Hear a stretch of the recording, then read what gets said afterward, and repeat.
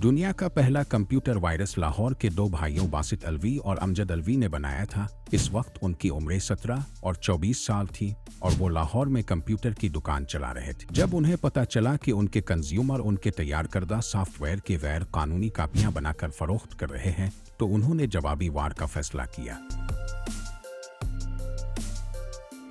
इस मकसद के लिए ब्रेन नामी वायरस तैयार किया ताकि सॉफ्टवेयर चोरी करने वालों को डराया जा सके, मगर उन भाइयों का मौक़िफ़ था कि उनका मकसद कोई मुजरिमाना काम करना नहीं। 2011 में फिनलैंड की एक एंटीवायरस कंपनी F-Secure को दिए गए इंटरव्यू में दोनों भाइयों ने इस बिग को दोस्ताना वायरस करार दिया, जिसका मकसद किसी डेटा को तबाह करना नहीं था, और इसी वजह से वायरस कोड पर उनके नाम, फ़ोन नंबर और दुकान का पत्ता भी मौजूद था। उनका दावा था कि वो नहीं जानते थे कि ये वायरस इतना फैल जाएगा कि उनके कंट्रोल से बाहर हो जाएगा। डीलवेयर यूनिवर्सिटी के बाद ब्रेन वायरस दीगर यूनिवर्सिटियों में सामने आया और फिर अखबारात तक जा पहुंचा। न्यूयॉर्क टाइम्स के मुताबिक एक नुकसानदेह कंप्यूटर प्रोग्राम ने प्रोविडेंस को निशाना बनाया, जिसका नुकसान तो महदूद था, मगर एक रिपोर्टर कई माह के काम से महरूम हो गया जो एक फ्लॉपी डिस्क में मौजूद था। बासित और अमजद अलवी को दुनिया भर से फ़ोन कॉल्स मौसूल हुई और वो हर एक की तरह ये जानकर हैरान रह गए कि उनका छोटा सा तजर्बा कितनी दूर तक जा पहुंचा है।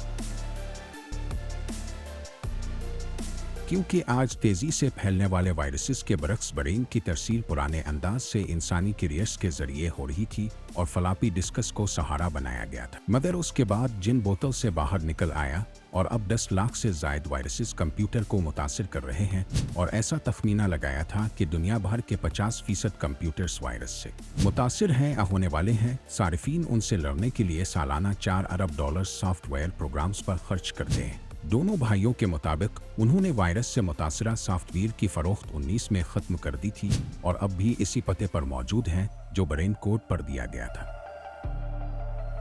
एक तखमीने के मुताबिक इस वायरस ने 1986 से 1989 के दौरान 1 लाख से ज़ायद कंप्यूटर्स को निशाना बनाया था।